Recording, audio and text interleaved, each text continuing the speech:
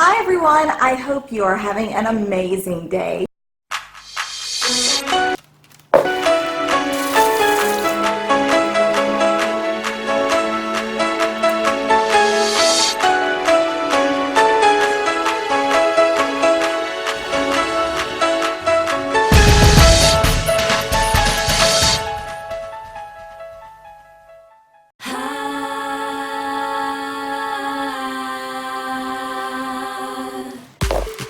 The beverage is gone, but the glass bottle doesn't have to go in the trash. On this episode of Let's Craft, we're gonna upcycle. First rinse, dry, then grab the paint.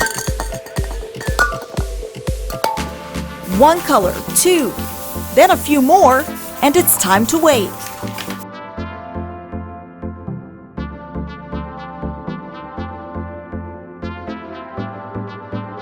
A few hours later, add some flowers. I picked up these fall finds for 50% off. Centerpieces ready for your table or your party. For this episode of Let's Craft, I'm Shayla Reeves.